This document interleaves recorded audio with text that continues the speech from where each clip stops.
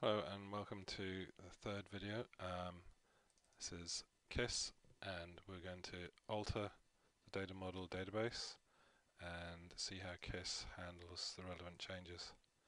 In the previous two videos we've covered synchronizing and generating alter scripts and the reverse engineering and then generating code.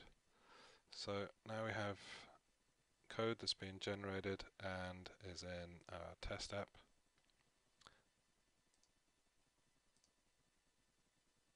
We've seen that this field here, code, has been added to the user interface, but there aren't any methods to handle this data. So we just close all about this for the minute. Okay, when generating code in KISS, you need to make sure KISS can access all the files that it's writing to. So all the generated files here need to be unlocked by any editors that are using them. So we need to close the solution. Okay, so we'll go to the data model database and the product table.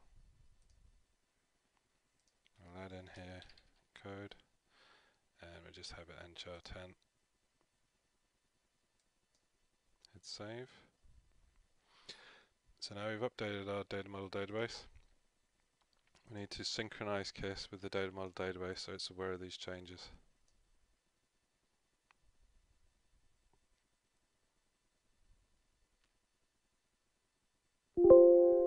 Okay, so it's detected a change to the table.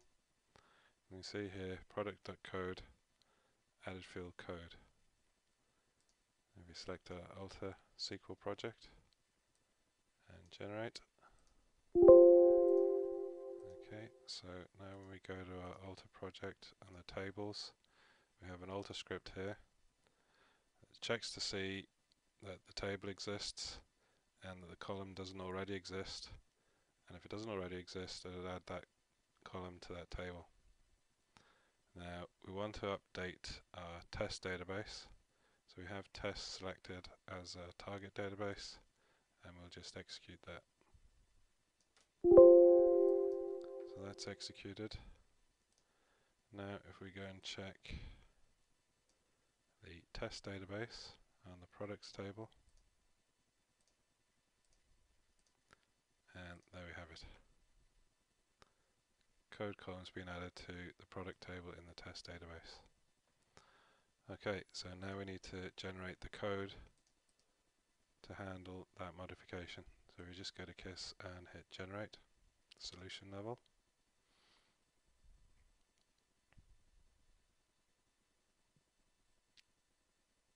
If any files are still locked in Visual Studio while you're generating, you'll get an error message and it'll continue to generate all the way through, but you'd have to go and regenerate for those files that were locked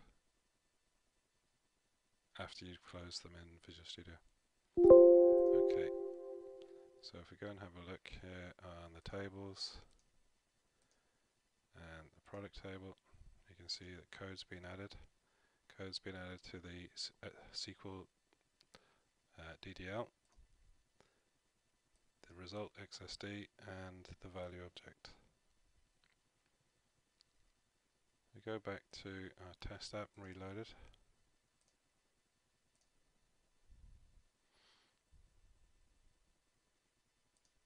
Okay, if we do a build,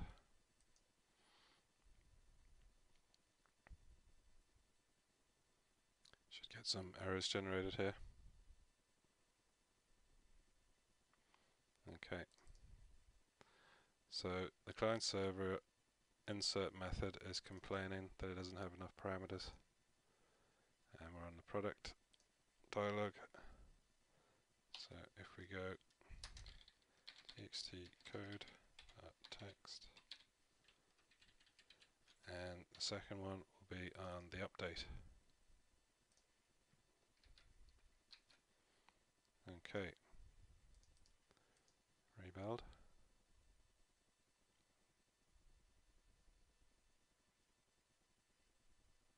Rebuild succeeded.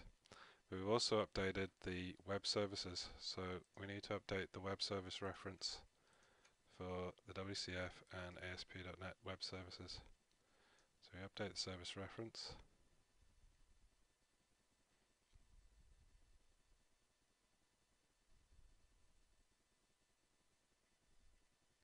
If you rebuild, we'll see there's some more failures.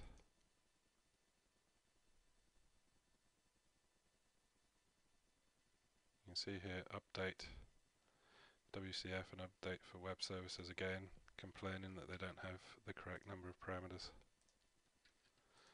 Put those in, and there we go in the insert. Save that up. Rebuild.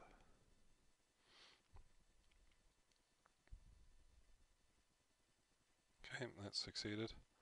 Let's give that a run. So client server transport, we'll go to products. Okay, again, we haven't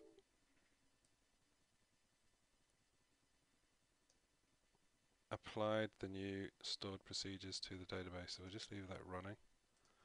And then if we go to tables, SQL tables, and the CRUD, if we execute that against the test database, that will update the stored procedures to account for that new parameter. We go back, and there we have them. So if we add again now, so where are we up to? Product 3. 3.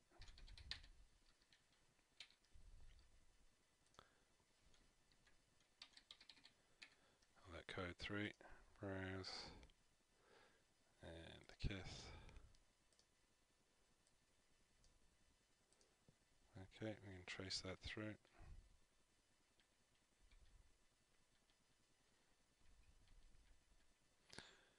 Hit the picture array, insert, go down through the business layer, into the data access layer, and there we have the code, and it's set to code 3. And all the way back up again.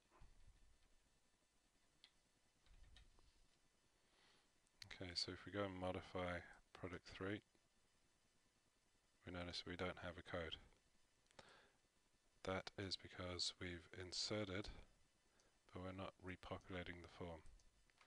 So if we come back up here from a previous demonstration of the code commented out, so we just uncomment that.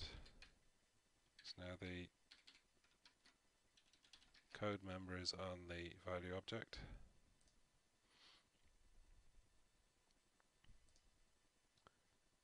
Products, modify code 3.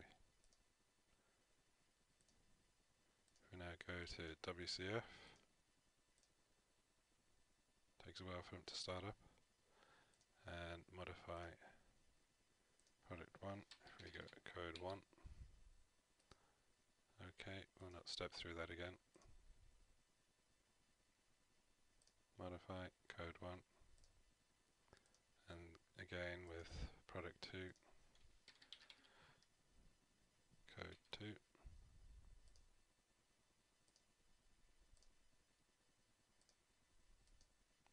And let's have a look at the web services.